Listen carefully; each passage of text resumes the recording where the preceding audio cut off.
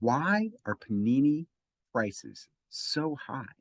Heck, why are Fanatics prices so high? Why is the whole market so high? What happened to suggested retail price? Well, let me tell you a little bit about that and why we, the consumer in the hobby, are still getting screwed right now. Now, I'm hoping things get better, but let me explain something to you. The way the situation is today is you still have large distributors who have the ability to buy in bulk, right? And they control the price of the market. So let's take NBA basketball, for example. Panini, I'm going to use some round numbers.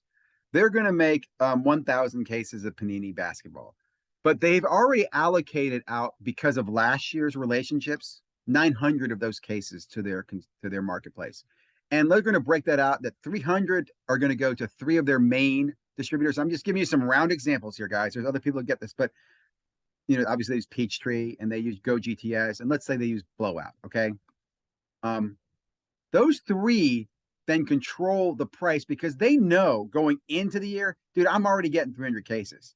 So Panini can tell them, look, the suggested retail price is 250 bucks.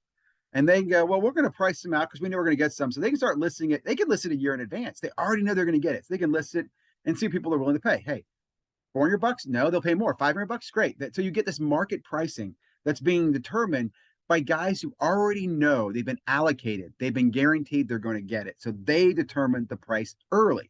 Now, as Panini gets closer to the manufacturing release date, they can do two things, right? They used to not release product at all to the individual, to the consumer, not at all.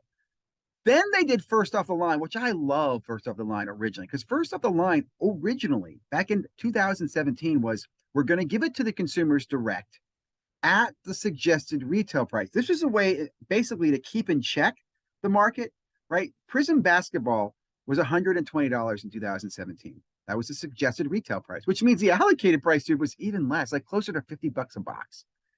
2017, basketball.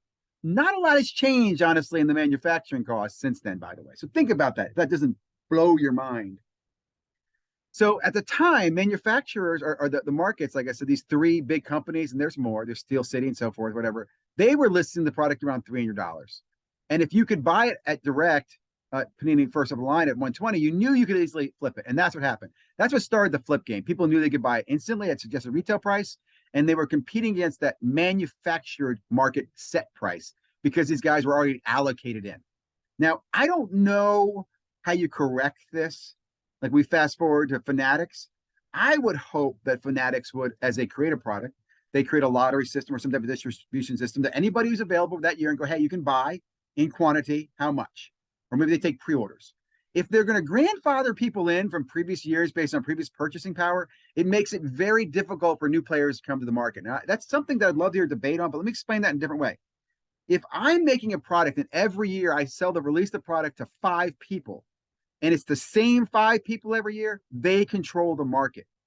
But if I release it every year and it can be any 5 people, or it could be 10 people, or there's a different number of people, right? That makes for a more open and fair market. That is why I'm hoping we get to. But as I was explaining, that current system where you have these big companies, they are still grandfathered in their allocation. So if I'm I'm going to use the name Blowout just because that's who I know. But if I'm Blowout, and I know Panini needs me, man, because hey, their licenses are over. They know that. So they want to know they can sell product and get it to you. Cash flow is important.